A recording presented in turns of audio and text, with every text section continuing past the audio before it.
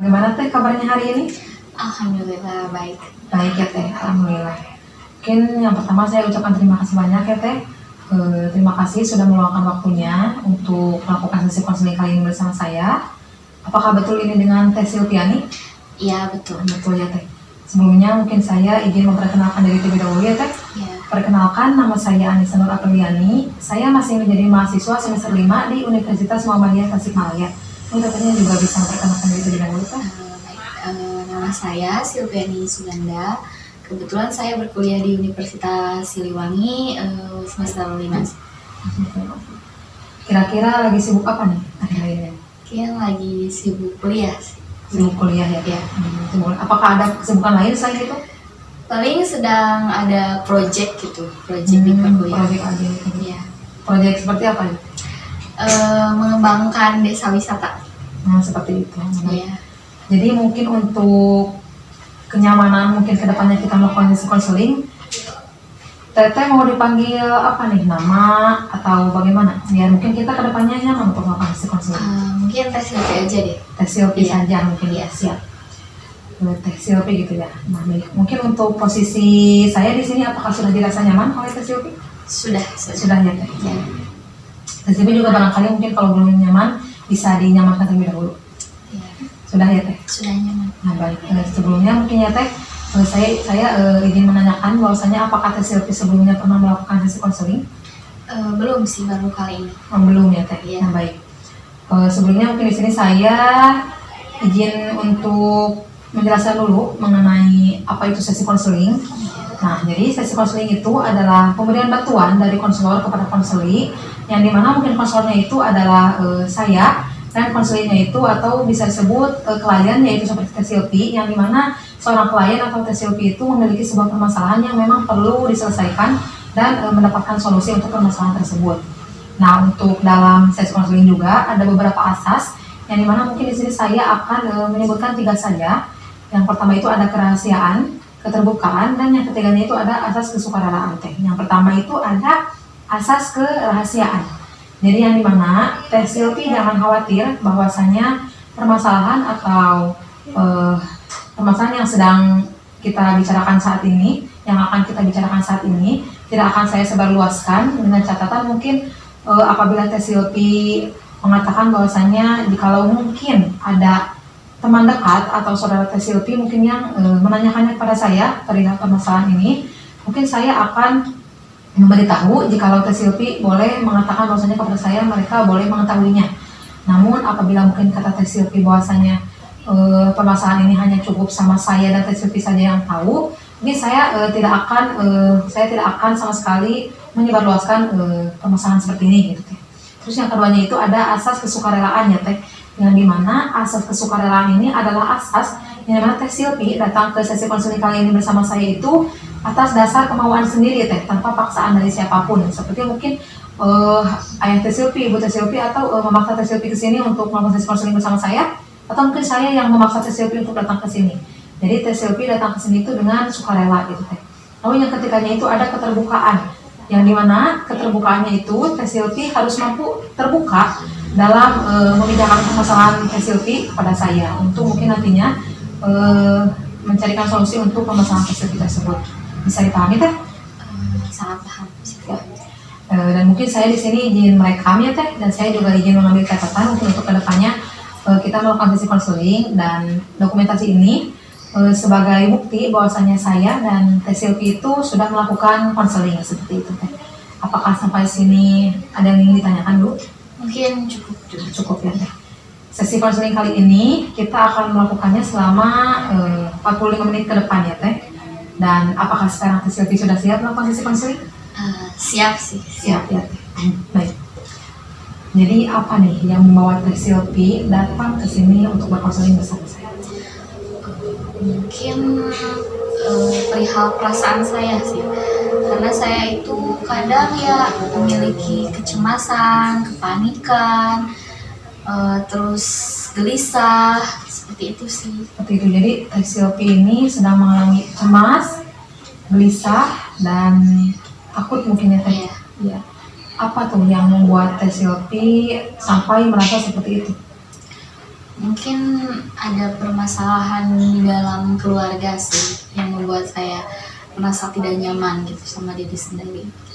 Bisa dijelaskan ke saya mengenai permasalahan keluarganya itu seperti apa?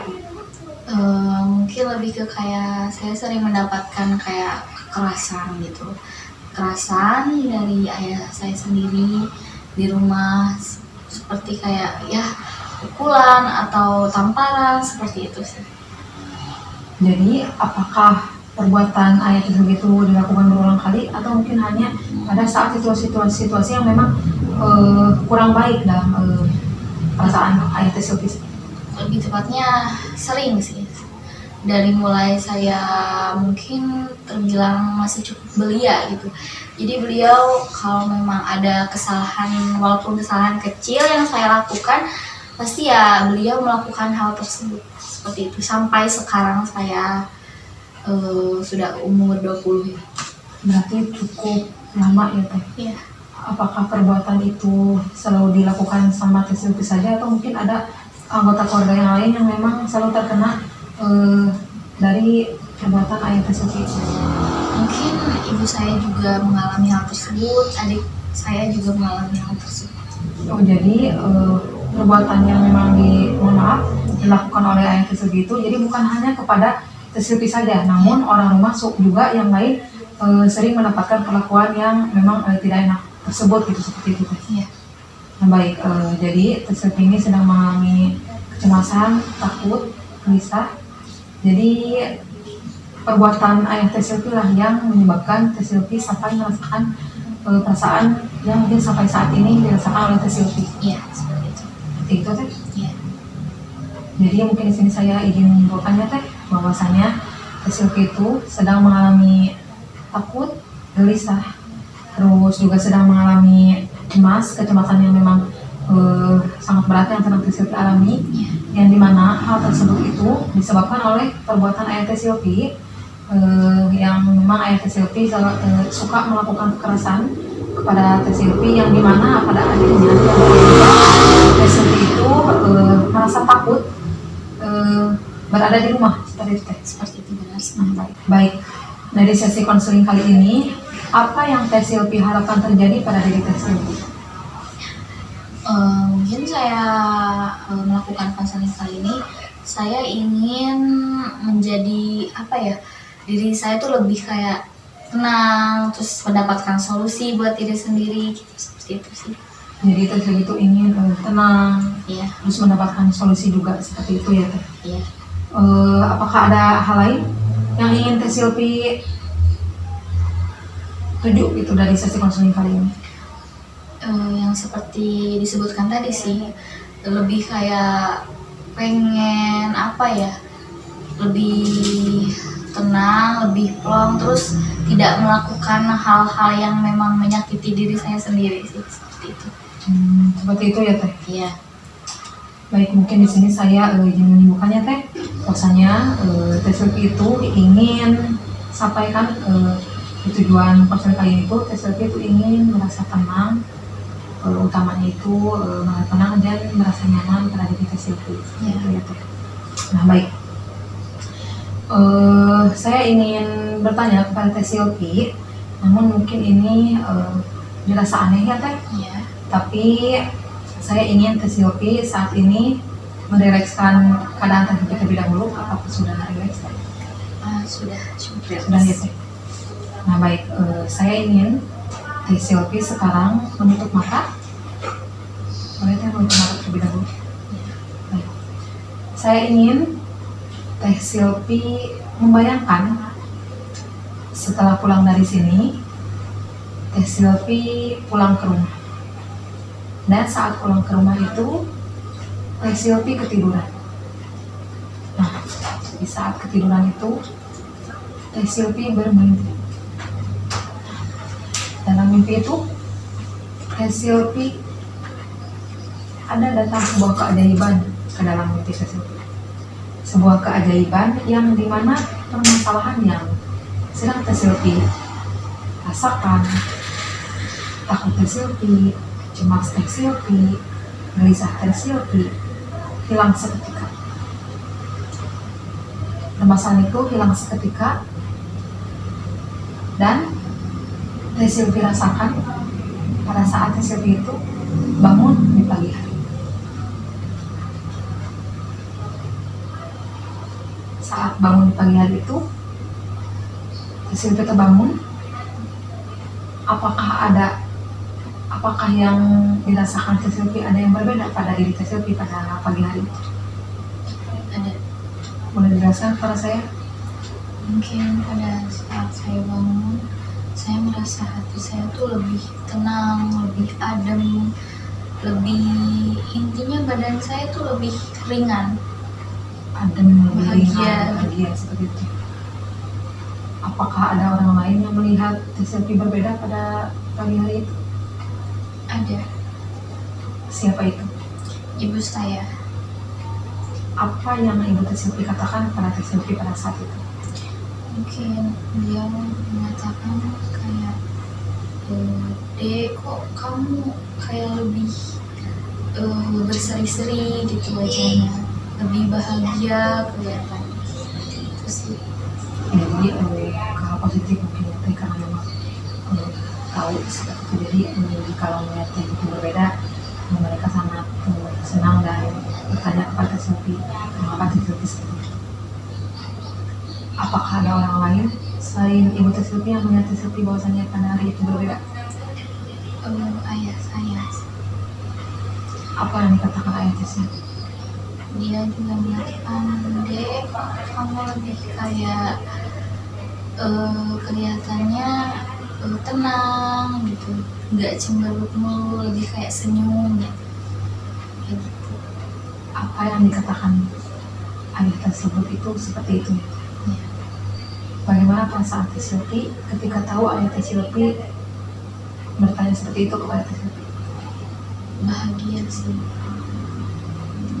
Bahagia. Selain itu, Mungkin kayak gak nyangka aja gitu.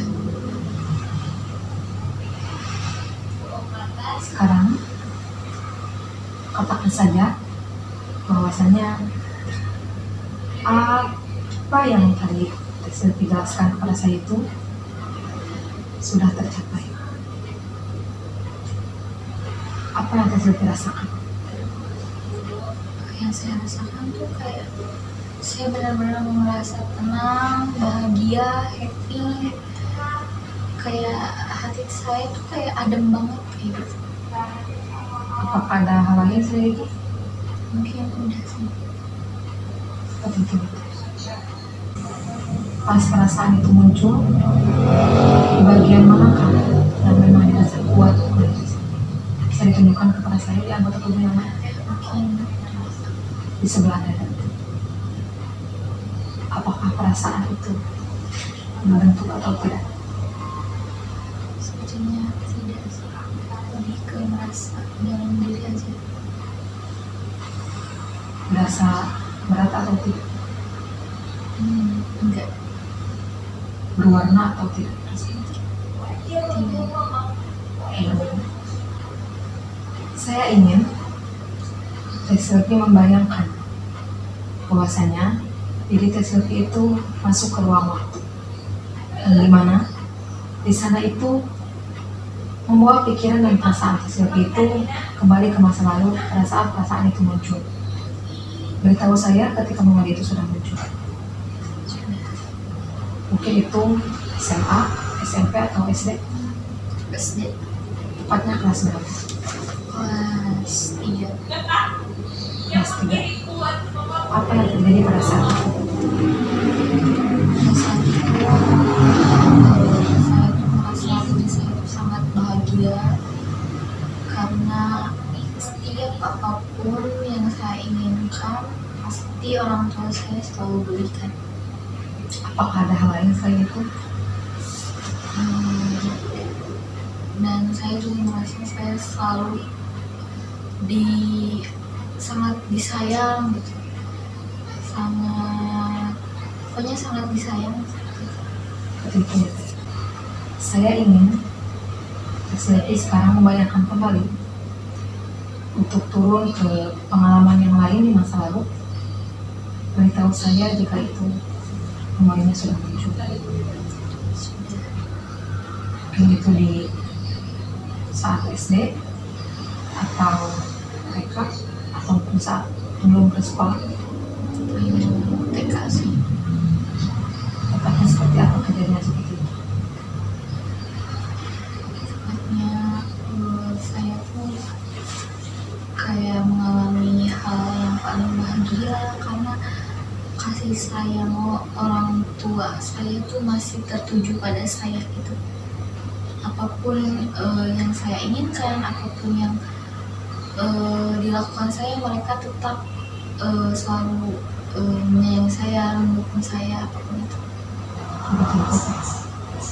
Jadi pada saat itu mengenai mama yang seperti sekarang mengenai kasih sayang mereka yang mereka curahkan kepada Silvi seperti itu. Saya penasaran apa yang sedang ada dalam pikiran Silvi pada saat ini. Boleh diceritakan kepada saya tuh? Perasaannya tuh bahagia, tenang, tidak bisa, pokoknya semua yang saya lakukan tuh kayak merasa apa ya, bikin saya bahagia aja. Bahagia seperti itu. Boleh membuka mata teh? Baik. Di sini ada skala yang dimana di sini ada skala 0 sampai 10, yang dimana skala 0 itu skala paling bawah rasa terpuruk Silvi, yang mungkin semakin naik Silvi semakin merasa senang gitu. Jika boleh saya bertanya, sedang berada dalam skala berapa Silvi pada saat ini? Mungkin 1 sih, Mengapa Silvi memilih untuk di skala 1? karena hati saya memang sedang tidak baik-baik saja. Seperti itu. Jika mungkin sekarang Silvi sedang berada di skala 1, Silvi ingin menaikkannya sampai ke skala berapa? Skala 5. Skala 5. Ya. Mengapa Silvi lebih memilih untuk skala 5 tidak ke 6 atau mungkin selanjutnya? Mungkin karena prosesnya bakal panjang sih untuk mengatasi ini. Jadi saya memilih 5. Ingin saja gitu. Apa yang akan dilakukan oleh Silvi untuk mungkin Silvi satu langkah atau mungkin lebih dari yang tadi Silvi pilih di skala 1, Silvi sedang berada di skala 1, apa yang akan Silvi lakukan untuk Silvi maju satu langkah ke skala 2? Mungkin yang bisa saya lakukan, melakukan hal-hal yang membuat saya senang, seperti kayak makan makanan yang memang saya sukai gitu, mungkin pergi main dengan teman-teman, seperti itu sih. Apa ada hal lain? Sudah sih, seperti itu sih. Jadi yang Silvi akan lakukan, Silvi akan melakukan apa yang mungkin Silvi sukai dan tidak akan berlarut-larut dalam permasalahan ini gitu ya teh. Jadi Silvi juga akan mencoba untuk memperbaiki diri Silvi gitu ya teh. Jadi mencari kesenangan yang memang untuk setidaknya melupakan permasalahan yang sedang Silvi rasakan. Seperti itu teh. Baik, kira-kira apa yang akan Silvi lakukan seminggu ke depan untuk mungkin Silvi mencapai tujuan yang memang Silvi inginkan? Mungkin yang akan saya lakukan dari hal kecil terjadi kayak membereskan tempat tidur, situ beres-beres barang-barang, tempat baju, lemari seperti itu Jadi ya. lebih ke menyibukkan diri. Iya, menyibukkan diri. Seperti itu ya teh. Ya. Apakah ada cara lain yang memang Silvi lakukan untuk mungkin mempercepat tujuan yang ingin Silvi capai? Mungkin olahraga sih. Olahraga. Iya. Tujuannya untuk Meredakan stres saya. stres. Jadi biar mungkin yang maksudnya untuk mungkin setidaknya tiba-tiba merasa tenang gitu ya. Iya, Apakah ada hal lain juga? mungkin cukup sih. Apakah Teh Silvi yakin bahwasanya yang akan Silvi lakukan itu seminggu ke depan akan bisa dilakukan seperti itu? Cukup yakin. Cukup ya. Nah, di sini saya menyimpulkan ya Teh bahwasanya permasalahan Teh Silvi yang tadi mengenai ketidakenakan diri Teh Silvi mengenai permasalahan yang memang disebabkan oleh hal tersebut.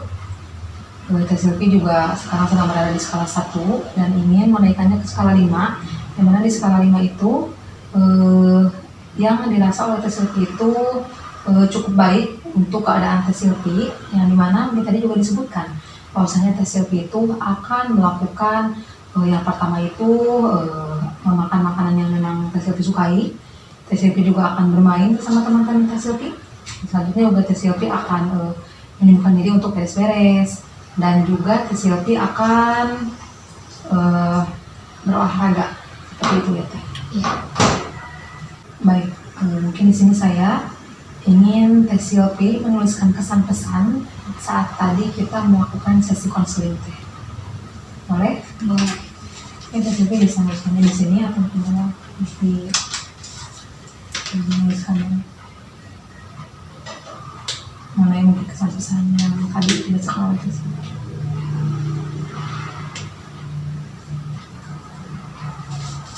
Sudah Teh? Sudah. Baik, untuk sesi konseling kali ini, apakah mungkin dirasa cukup atau akan dilanjutkan Teh?